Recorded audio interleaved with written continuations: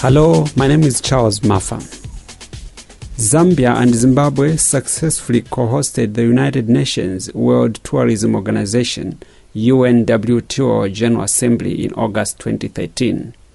As preparations were gearing up, I traveled to Livingstone, Zambia's tourist capital, to see for myself how people were preparing for the General Assembly. My interest, though, was to look at how sex workers were preparing to cash in on the UNWTO.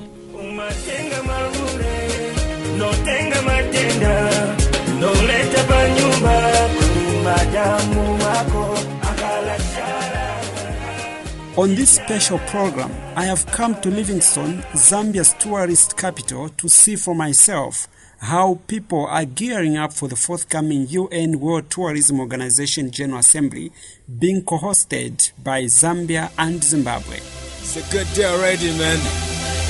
And I feel like I'm going to have me a great night. It's just that type of music. I have come to one of the nightclubs that is popular to many sex workers to see for myself how people are spending their time in the cold winter nights of Livingstone. I am asked to pay 10 kwacha, which is about $2 to go in. With this, I am told I can spend the entire night here. Still a little bit quiet, but they're trickling in bit by bit. I invite one of the ladies who only introduces herself as Lady M. She agrees to have an interview with me on condition that I don't tape our conversation. Lady M is not even shy to tell me that she is a sex worker from Lusaka who has worked in the industry for the past 3 years now. In the last 1 month, she has relocated to Livingstone to tap into the existing sex market. I am here because that is where the money is, she says without hesitation when I ask her why she is in Livingstone. The common belief among many of us is that street workers are trashy, wig-wearing and vile-mouthed. But Lady M is the opposite of that. As she goes about her business, she looks every bit the law-abiding citizen. The only thing you will notice is her miniskirt and skimpy top in the cold of Livingstone night. She tells me with the money she makes, she supports 2 of her children who are in the village with their grandmother.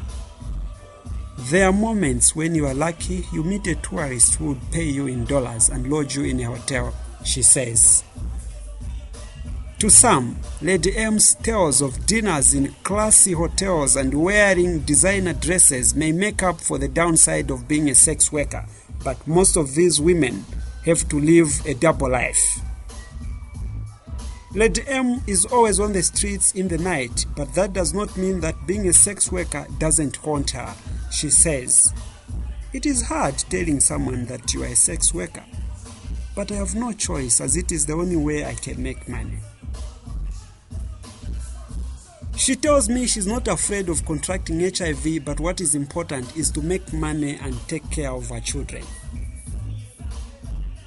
Sister Perpetua Mutonga, a Catholic nun, is in charge of a faith-based non-government organization assisting to reform sex workers. We are worried and we are just hoping how best we can do it.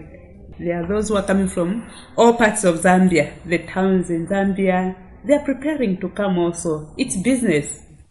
Senior Chief Mukuni of the Lea-speaking people in Kazungula district is not too impressed either. Although he welcomes UNWTO, he says it comes with a lot of negative effects. The unfortunate part is that I think, as you may be aware, throughout Zambia, HIV prevalence rates in Livingstone are higher generally, nationally.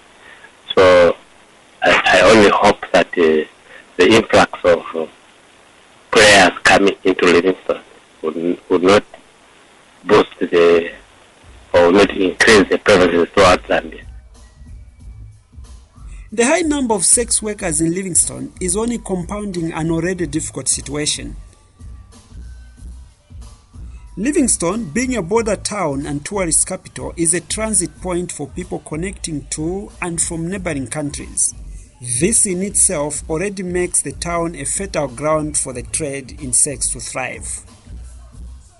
Mr. Samuel Maliko is a health worker at the Mahatma Gandhi Memorial Clinic in Indaba. Livingstone being a border town, it's a transit point for all these people. Some are coming from Zimbabwe, Others are coming from Lusaka and Copper Belt. So these are not people who are stationed in one place. They keep on moving. So the problem is quite vast. It's difficult to deal with them because of that mobility. Today you meet this sex worker.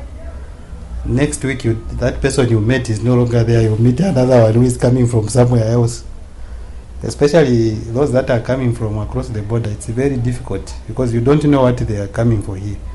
They will come in the name of selling certain things like sweets, doing all kinds of businesses. But in the evening they change into something else. They will do sex work. Sister Mutonga of Kwenua explains that the type of sex work that is practiced in high-density areas of Livingstone is more of survival.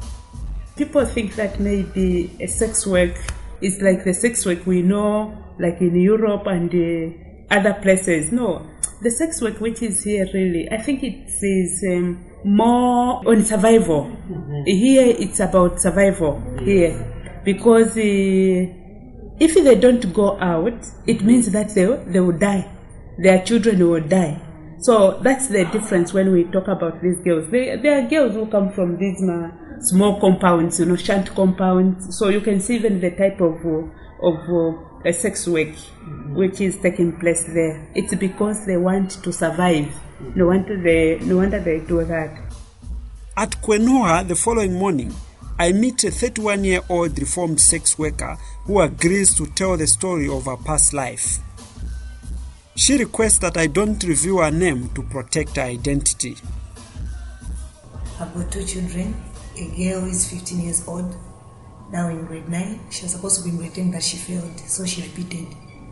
And then the young boy is 6 years old in grade 1.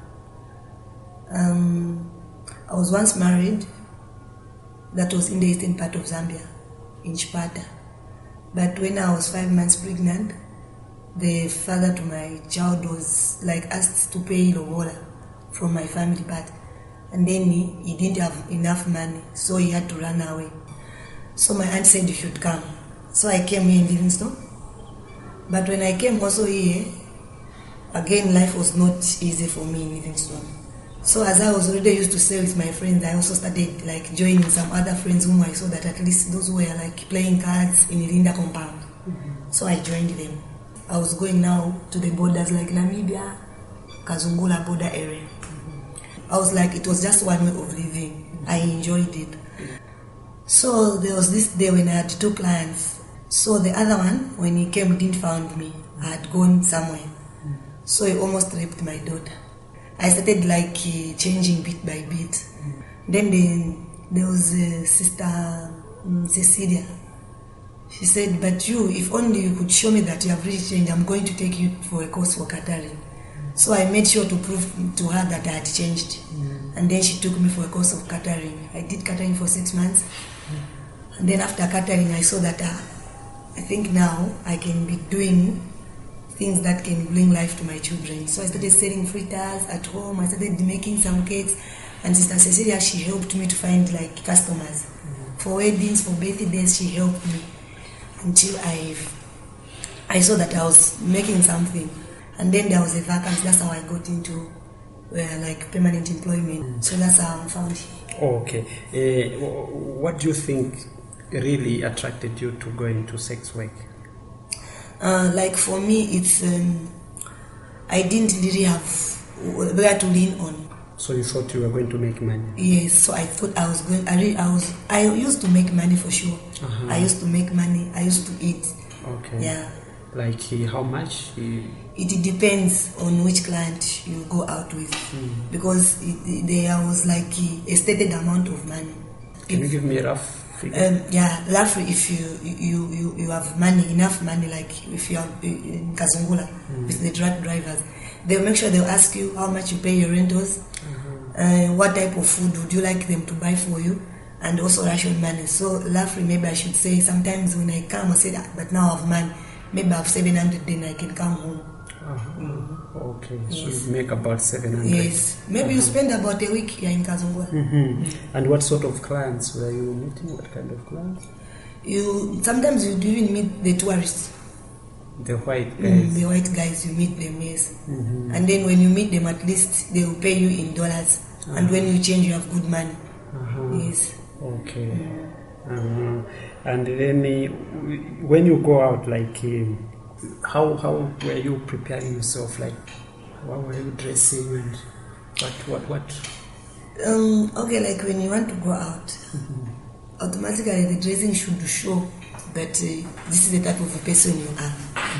Because if you like dress decently, then you won't have like customers, because it's very difficult to identify and then to stop someone who's well dressed. But if you dress just like it is even showing that this one is a sex worker, then they are easily attracted. Even maybe the makeup, even maybe the haircut, even the wig you put on, it should be different from the decent people. It should not dress like office wear. It should really show that this one, just out of looking, they can show. Yes. Okay, so like you be in a mean skirt? In a mean skirt, or maybe in a tight trousers with a short top, something like that. If it's a wig, it means it should be crazy color, sort of, yeah. Yes. Okay. You then realized that this wasn't good life and you changed. Was it easy to just change completely and become yourself? That's what I'm saying, that without Kwemua like helping to pass through behavior change, I wouldn't have changed completely. Because it was like a way of life. But now do you help your friends? How? Yeah, I've tried, especially the young ones, because the young ones, like from 15 to 20, they are the ones who can easily change. Was it always easy, like when you go out? Didn't you have situations where maybe sometimes the man beat you or abuse you? Those things are very common, and I had such experiences most of the time. Sometimes someone will just use you, have sex with you, not giving you anything, just chase you there and then, or maybe they'll just embarrass you, just like that. Maybe even torn your clothes, just an embarrassment, just like that. But you are in that wake, so you are not even feeling shy. It's normal for you, but for the people who are seeing you, they'll maybe feel bad for you, maybe even provide clothes for you. But still more tomorrow, you go again, you proceed with your wake. Besides physical dangers, there are also health risks when it comes to sex work. When I think of my child, now that I've learned a lot about HIV and AIDS, now when I think, what if my child was raped? Maybe they had infected her, and could be suffering the consequences. Yeah, so I'm happy because now my daughter, she likes going to church. I also go to church. Did you do an HIV test? Yeah, I've done. Okay. I have done, in fact, several times. And you're okay? Not really, but I'm not just on drug. I'm on diet. The women who work in the sex industry are all too aware of the risks involved in it, yet they choose to stay for different reasons. Some of them spoken to said they chose this business because they could not get a job to support themselves and their children. Others claimed they had no one to support their siblings after the death of their parents. 42-year-old Miss Jane Mubita, not a real name, a reformed sex worker, said she was driven into the sex trade because of lack of money and family support. At our level, life was okay. I used to go out in the night. Sometimes I would come back home with about 2 kwacha, which is less than $1. I would just buy vegetables for my children. During daytime, I would be sleeping, and then in the night, I go out again. The time came when my children started questioning my movements. I didn't hide anything from them. I explained that I usually go out to find money to feed you. The job I do is to sleep around with men who in return give me money for us to survive. I do this type of job so that I can also pay for your education. But what do their male clients expect to get out of it? Sex is the answer, and sadly, some of the men who pick these women are married and respected people in society. Yeah, those that are usually found in town and go out with those big people, so to say, in the society. Mm-hmm. Then we have the young ones. Yeah, let me not say the young ones. We have those whom others would call peripheral sex workers. Mm-hmm. Those that are usually found in the compounds, in the shebins and local bars. Mm-hmm. Yeah, it's a sad situation that even girls as young as 11 tend to be found in this business. Mr. Mukendwa Malinde is an HIV/AIDS program officer at Kwenuha in charge of peer education and home-based care. When we only had male peer educators, it was some kind of a problem, because one would go pretending as if he's a buyer of the commodity. Mm-hmm. Yeah, then after that, that's when one will talk about where it's coming from, and also why is confronted the sex worker. Yeah, but then after realizing those difficulties, we still have male peer educators, and of course they are doing a tremendous job. Yeah, but we also thought we should train female sex workers, the reformed sex workers themselves to be the peer educators, so that it is even easier to reach to fellow sex workers. Kwenuha Women's Organization has assisted reform many sex workers in Livingstone, and today the organization has more than 500 members. Kwenuha is the Losinel meaning change. If you want somebody was going maybe in a road where there is danger, so it's like you are helping that person to come back, so just to change. So our work really as Kwenuha Women's Association is to rehabilitate and empower sex workers. So for them, what is important is food at the table, especially meal.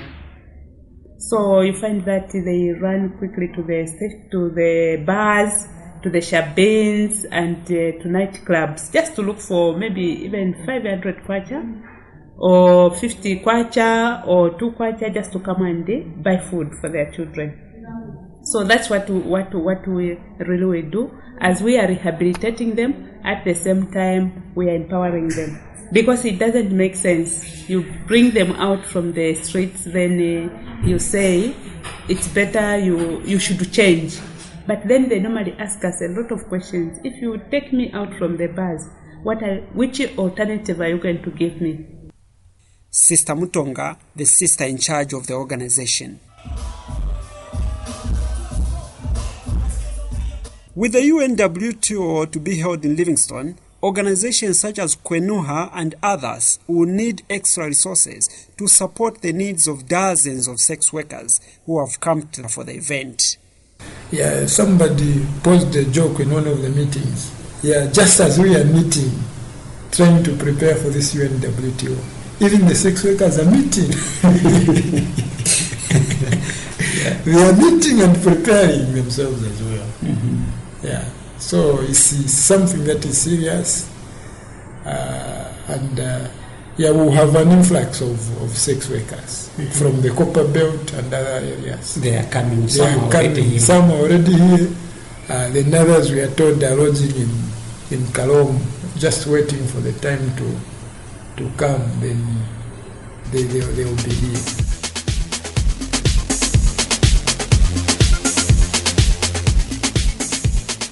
From the town of Livingstone, this has been Charles Maffa looking into the lives of sex workers in Livingstone ahead of the UNWTO General Assembly. Until next time, it's goodbye.